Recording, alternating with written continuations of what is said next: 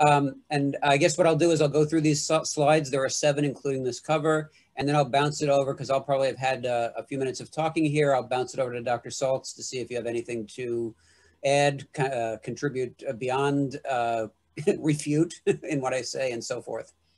But the first thing I want to do is run through some key points. And if I had a short period of time to tell you anything, I would start with some of these questions. First, as you're getting into a project, there are 2 things at the top here.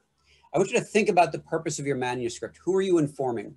What I see as an editor come across are a lot of papers that I don't necessarily know what I have to say to the rest of the world with this paper.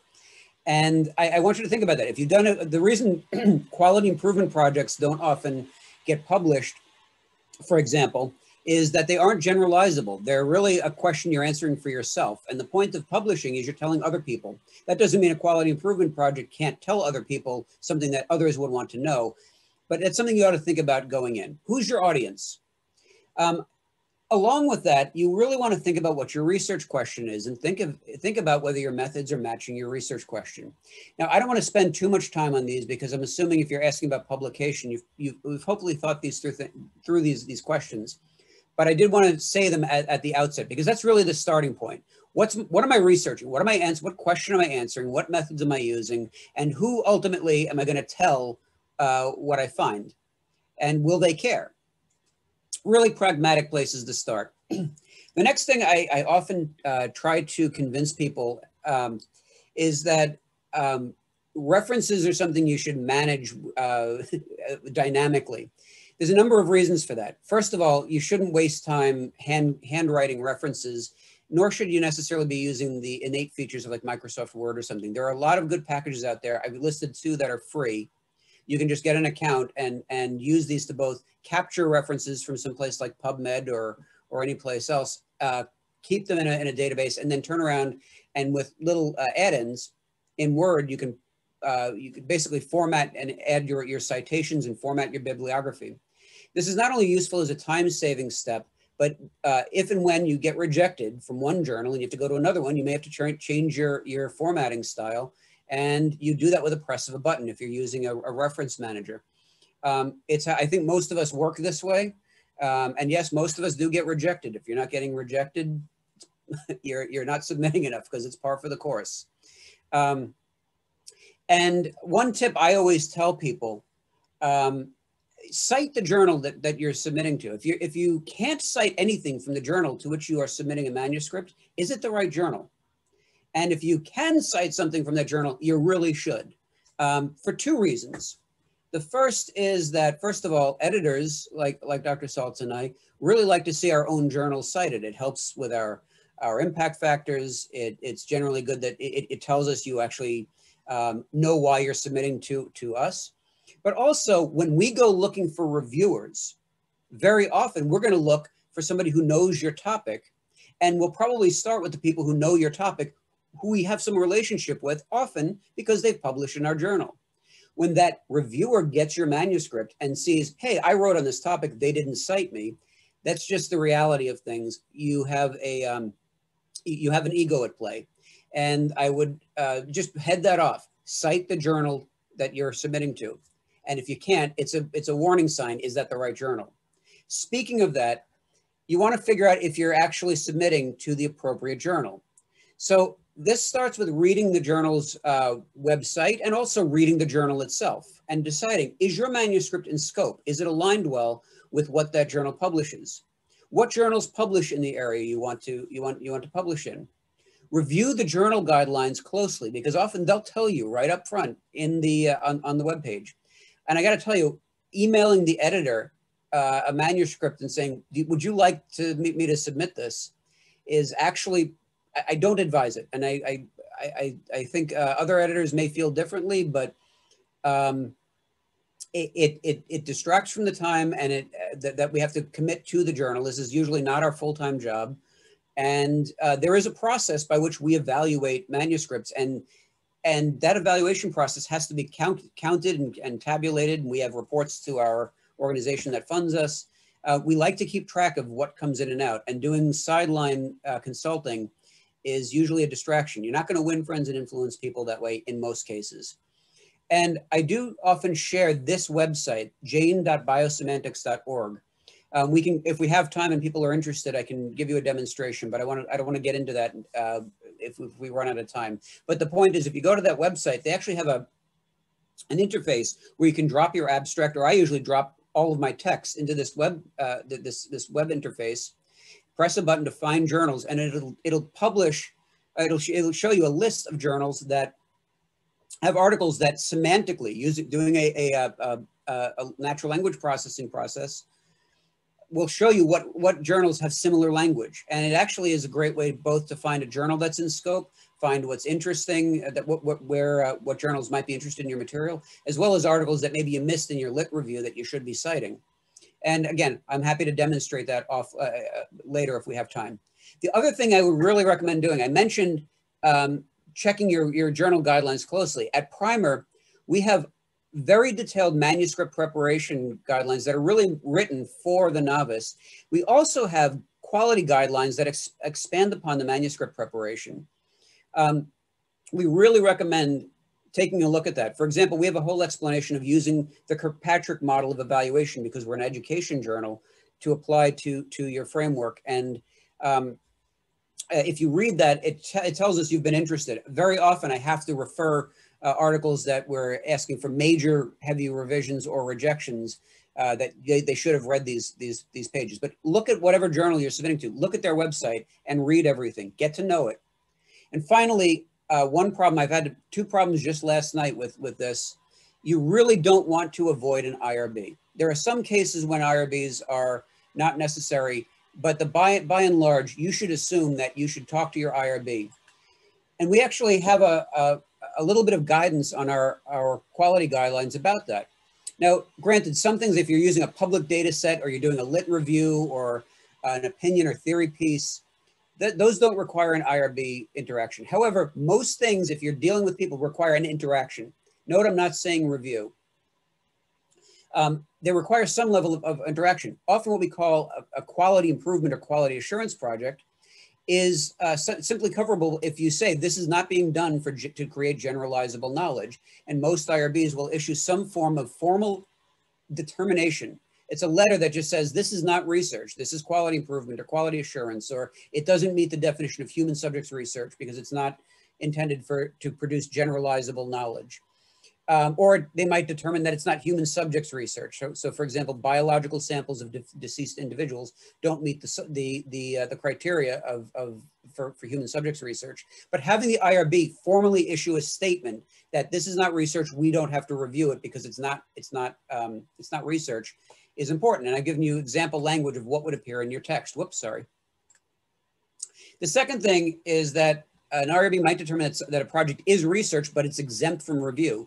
That's different from a determination that it's quality improvement. That's where this is research, it is human subjects research, but for some reason, and there are specific criteria, the research is exempt. You don't need it to be formally reviewed. And the statement that would appear in your methods section is typically something like, as an anonymous survey, this project was determined to be exempt from review by IRB number, citing exemption number 2. There are lots of ways to write that sentence, but the bottom line is the author doesn't make that determination, the IRB does.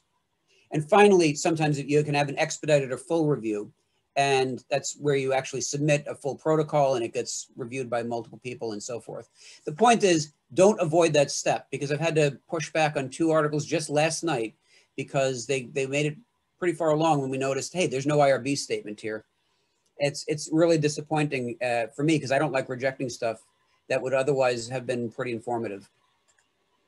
Now, people had asked about time to review. Now, these stats are kind of useful, but I want to predicate before I poke around in some of them that really the time from your first submission to when you get published or if you get published is highly variable. It really depends upon the extent of revisions you have to do. It can vary based upon whether we like the first round of reviews we get or whether we want to ask other people. And you'll get a manuscript back. You will take time to do your revisions. Usually we put a time frame on that, but very often my correspondence with authors who have gotten a revise and resubmit of some form, is asking about their deadline and extending it for all sorts of reasons. So these numbers are just a guide. This is really a highly individualized time frame. So for primer, our prior 12 months, the days from submission, this is our first metric, our first decision, we go about 55 days. A little bit long, but again, finding reviewers is always a problem, and we have to corral reviewers back. It's not always just the editor sitting there snoozing on your manuscript. We have a process that we have to follow, and it usually takes us about 55 days to get to first decision. That's a little bit long for us, and that's also been dramatically impacted by COVID. We really need to stretch our expectations. So the prior 12 months is going to be a little bit long, and we just are living with that. Usually we try to turn this around in a month to give you some idea. But again, this could be highly variable. And one manuscript might get 3 reviewers who all quickly agree on something, or you might get 3 reviewers of violent disagreements over your manuscript. Or you might have reviewers who don't get back to you in time. All of this will dramatically affect that time to review. And then I think I'll skip over all of these things to average days from submission to final decision. This is where you've gotten the first decision, you've revised, you've come back. And we are about 3 months for that process. Now, I think that's pretty quick. I've gone a year or 2 on some manuscripts over the course of my career. And that can be really variable. It depends on how extensive your manuscript revisions are, how many rounds of revision you do, and so forth. But I think these are actually pretty quick. I wouldn't set your expectations around this. Many journals, if you are submitting for the first time, I would give it 3 months before you start getting nuts. Now that's usually far beyond what most journals aim for, but realistically, I would not get too worked up if you aren't hearing back within you have to think in months. It's usually not weeks, unless you submit to JAMA, because they reject you within hours or days. Other than that, most of us think about that time to review. I think most of us are trying to get a review done in 2 weeks to a month, but I think reality sets in. And so I'm giving you a rule of thumb. I usually, if you're not hearing back in a month or 2, you're still within time frame. If you pass 3 months, you might want to ask, but I wouldn't rush it. And expect giving yourself up to a year to see a manuscript from submission to final in-print publication is probably not unreasonable for most journals. Again, this is highly variable between journals, but you have to think about that. And I wanted to stress that final point because many people are like, oh, well, I'll have to write something and get it published by it's May. I need something published by the end of the summer because that's when I'm submitting my promotion packet. You need to be thinking about that a year or 2 in advance. So I hope these time frames are helpful, but these are the real numbers, and I'm offering you some real-time interpretation.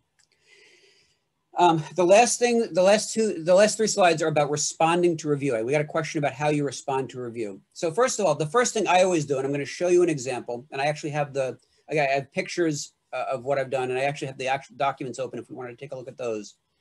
But the first thing I always do when I get reviews back is I convert all of those comments, which are usually a long narrative, separated by reviewer 1, reviewer 2, reviewer 3, associate editor, and so forth.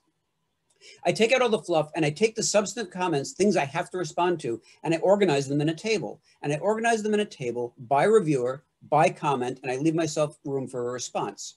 And I use that table to organize how I respond to those comments. Because you don't want to just jump in and say, where do I start? Well, that table will help you. As you make those changes, track your changes, because most journals will want to see the difference between what you're originally submitting and what you've changed. And that tells people if you've responded to their comment. I always have to tell people, do not change what is not requested. I can't tell you the number of times I've seen people go in and say, well, we got this review and I think we can totally do this differently and this will be better and they'll love this. I guarantee they will not.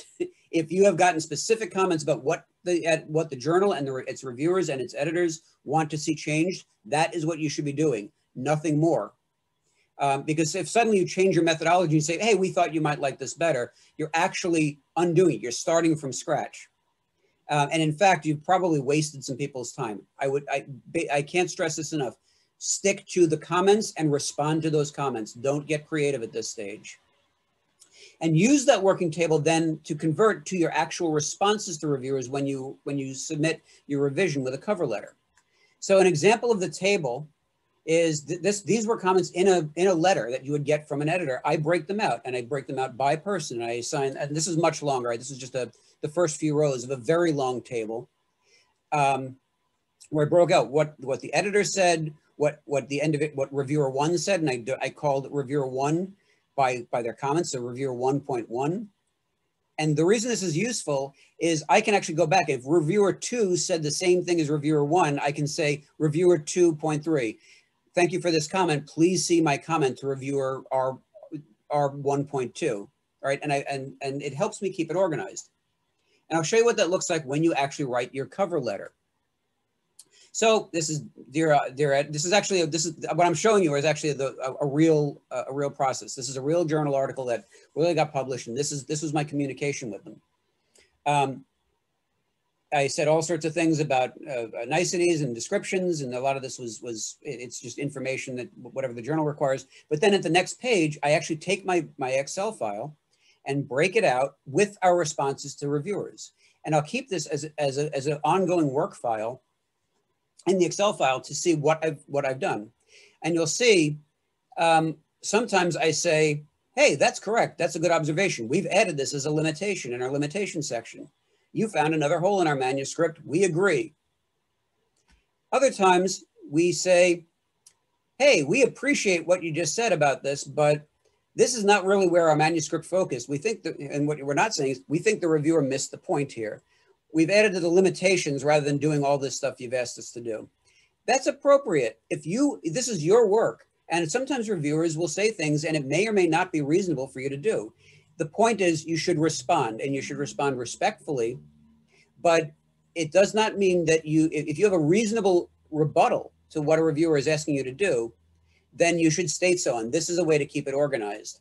This is helpful for you as an organizing tool for you, and I've also found it's a good organizing tool for the reviewers and editors when they get your revision to help see line by line what you did and how you responded.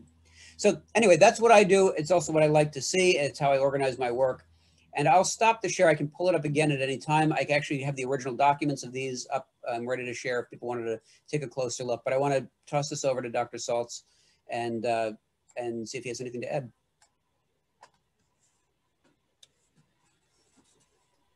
So thanks, Chris. That was a nice review. I think I wouldn't change too much of what Chris said with regards to timing. In speaking about family medicine, about a third of the papers we receive, we reject without review, which means you'll hear about those within a week or two, pretty right away. And that skews our timeline on average review time to be shorter than it actually is. For the papers that we send to peer review, our target is 60 days.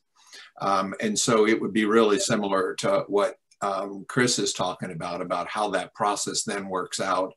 And I would say probably on the order of 9 to 12 months from when you first submit a paper to when it shows up in the print edition of the journal, with some variability about that, depending on where it gets slated for publication. I wanted to talk to you guys because you're young faculty scholars. I wanted to talk to you a little bit about kind of what we can make the best use of this time talking about. I read all of your biographical statements, and I read your goals that you wrote down when you applied to be in the fellowship. And I'd just point out to you that only 5 of the 18 of you said anything about scholarship or writing in your goals. And I think in that respect, you're typical of young faculty members in family medicine. And let me tell you what I mean by that. So an awful lot of people in our discipline enter academic medicine because they're interested in leadership opportunities. Like I want to be a course director, or I want to be a residency director, or I'm interested in providing leadership to the discipline or to the community or whatnot. An even larger number of you enter academic medicine because you want to teach people. Our academic organization is called the Society of Teachers of Family Medicine, not the Society of Learners of Family Medicine or Students of Family Medicine, but Teachers of Family Medicine. And so your group is typical that the majority of you, as I read your personal statements, are sort of identifying with teaching as the reason why you're in academic medicine. That was true of me when I was a young faculty member. I came out of residency in the military and I did a fellowship at the University of North Carolina. I spent 4 years on the faculty of an Army residency before I got out of the military. And then I came to Oregon as the residency director in 1986. If you would have had me on a Zoom call then, of course, Zoom didn't exist, but if you had, I would have told you that I was first and foremost interested in being a great teacher, and that I saw clinical excellence as the place to start, to be a great doctor and then teach that skill to learners, particularly residents and students, to a somewhat lesser extent, practicing physicians in a sort of a continuing education sort of way. And that I was interested in being a residency director because I wanted control of the curriculum, that I wanted to not just teach the residents, but I wanted to decide what they were going to get taught.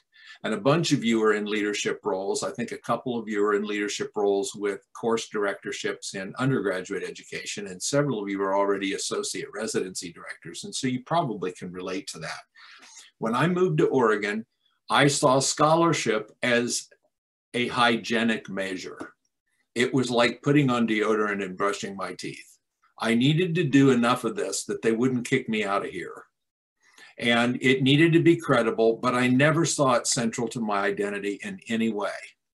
I did, however, come to Oregon because the man who had just been hired as the department chair here was the author of the first textbook of family medicine. And I felt like I knew quite a lot 4 years out of residency about teaching, and I was learning about residency curriculum design.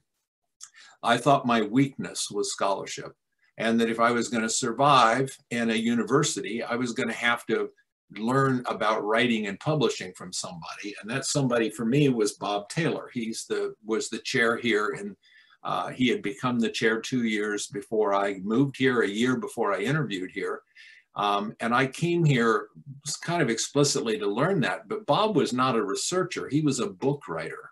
He wrote books both for medical audiences, his textbook of family medicine, and for lay audiences too. And he had lots of contacts in the publishing industry. So I figured I could learn that from him. And to be honest with you, my thought when I moved here was that I would either figure this out well enough to survive in academics, or I'd go to a community hospital, make $10,000 to $20,000 a year more, and not to deal with that bullshit anymore.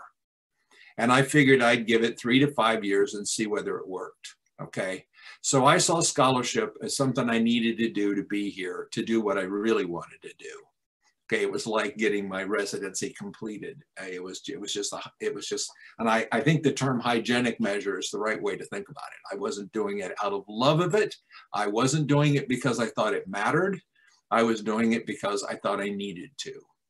And I will tell you, I got all the way to full professor at Oregon before that attitude changed, okay? Because it never really occurred to me that people cared about what I wrote, or that what I wrote impacted anybody, or that the people who read it were learning from me in a different way than classroom teaching or small group didactic discussions, or even being a residency director and doing reviews with residents and designing curriculum and the like. That really came later in my career for me, as I started encountering people who had read things that I wrote and been influenced by it. And then I began to see the writing as a very powerful extension of my teaching. You will find that people read the stuff you write that you had no idea would read it. I traveled to Eastern Europe and I found all these people in Poland who had read a Polish edition of my book and wanted me to sign it. And I wasn't even sure it was my book because I can't read Polish, but it had made a difference to them. And so I thought this really wasn't about me as the author. It became more about the reader and the impact you can have on the reader. So the first thing I'd suggest to you as young faculty members is do some soul searching about what you want your scholarship to be about. It, on the one hand, can be about just learning the ropes and learning how to survive and in a university where maybe there's a publish or perish imperative to it. But ultimately, there's a higher purpose to it. And there's lots of different ways to write in your career. It isn't all about research papers or quality improvement papers. My journal publishes narrative essays in every issue for people who want to learn to be good storytellers. We publish letters to the editor from people who want to react or add something to something that they've read in the journal. And so I spent 17 years as the department chair here in Oregon, and I developed all sorts of faculty, some who were really interested, much like you guys probably are, in being teachers and surviving in an academic world. But we also built a very large research division in the department. And I had to learn about how to mentor and provide leadership to people who actually came at this from a different side than me, because the people that are starting off their career as research fellows in the department are not viewing scholarship as a hygienic measure. They're looking at it as the core identity of what they do as faculty members. And that may ultimately turn out to be true for some of you. But what I want to encourage is, even if that's not your core passion, give yourself a chance to fall in love with this. Because I think if you really want to provide leadership and you want to be a good teacher, the impact you can have on people who read what you write is a whole different dimension of that. And it's worth your trouble to learn about and be open-minded about, okay? So that's the first piece of advice I'd give you. I think the second piece of advice I give you is that writing of any kind begins with reading. I cannot tell you how often people really, you get that classic question, is this the right thing for your journal? And I like to ask people, well, what was your favorite article in our last issue? Our journal is free online to anybody. You don't have to subscribe to it. So if you haven't ever read it, well, what the hell, right? I mean, we've had people apply to be an editorial fellow with our journal. And in the interview process to be a fellow, we asked them what their favorite part of the journal was, and they said that they had not ever read it. I can't imagine, like, it blows my mind that someone would apply to be an editorial fellow and admit in an interview that they'd never read the thing when it's free. Okay, if it's not something that you get something out of reading, then it's not that likely to be a very great place to send the stuff you write. And you're going to find it's way easier to write for an audience when you know what that audience is used to reading. So both primer and family medicine are primarily read by STFM members and people who are like STFM members. We're a largely family medicine audience. There's some people that are health policy people and educational researchers and the like, but it's mostly primary care education for both of our journals. And therefore, the people who are writing papers in the journal and who are reading it are largely people who do work that's like the work you do. That when I first became the editor of the journal in 2010, my first editorial, I wrote down that I thought a medical journal was the diary of an intellectual community. Okay, if you read it and you read like 10 issues for a year, you ought to get an idea of what people in this discipline were thinking about in 2010 or 2015 or 2020. Things lag a little bit. You know, there's going to be a lot more published about coronavirus in 2021 than in 2020 because the papers are being written while people are living it. And therefore there's that sort of natural progression of things. But I think as you read things, it also stimulates your thinking. Like, could we do this here? Is this curriculum look like something we might want to actually try in our own department? Or is this a project that we might try to replicate in our setting? Or do I think these people are really crazy about the way they did this? And maybe I want to write a letter to the editor about that, because I think that creates dialogue within the field. Some of the journals in our specialty have tried to create that dialogue in other ways. As you know, the Annals tried to do their track system, which created online comments that you could put in as a reader. And I know Kurt Stange, when he was the editor of the Annals, really believed in that model. I don't know if you asked him today whether he thinks that it was really successful or not. The problem with a letter to the editor is those are peer-reviewed papers. So a letter to the editor takes us a couple of weeks to review at least, and we do send letters to the editor to peer reviewers. So it is a legitimate peer-reviewed publication. And a great way to start your writing career is to find things that you have something to say about and write a letter to the editor. The best source of material is to write letters about papers that you've read in a current issue of the journal you're writing a letter to. And that is a great way to start off with writing. But the most common mistake I think young authors make when they submit work to us is they think that they don't really care. I don't want to be harsh. The paper is written in such a way that they think that the work is about writing it, not about having it read. And the editor's job is to defend authors from readers and to defend readers from authors. In other words, every author wants everything they write to be published, and readers don't want to read crappy papers, right? So on the one hand, our goal, and I think Chris would say that this is absolutely the goal at Primer too, is to help every author be successful with the papers that they send to us. I don't see my goal as rejecting people. I would like every single author to be successful. That does not mean having every paper accepted, because sometimes you learn the most from the projects that didn't turn out well, right? So you want to learn those lessons and then apply into the next ones. But I really want to encourage you to be open-minded about writing as part of your professional work, whether you stay in academic medicine or not.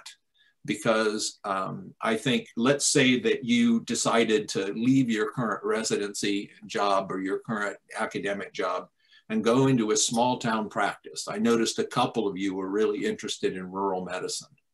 Do you know, if you move to a small town in America, you will almost instantly be the most educated and highly paid person living in that town. I think that carries with it a certain leadership obligation to be a citizen in that community, to be part of the school board, to contribute to the local community in a larger sense. And the written word is a great way to do that. So even though most physicians major in a science and try to avoid writing courses of any kind when they're undergraduates, and then they go to medical school, and God knows medical school teaches you nothing about writing. At least our medical school doesn't. My medical school didn't. I don't think most medical schools do. These skills have to be developed out of your own initiative, I think, and by finding other people that will read your work and you can become a part of a community with them. So I kind of wanted to open this up because I think I can be most useful for you by giving you advice about where you actually are with this. And as I read your biographical statements, I think most of you are at a pre-contemplative stage about writing careers, if that makes any sense. You're like trying to decide whether to go on a diet, right?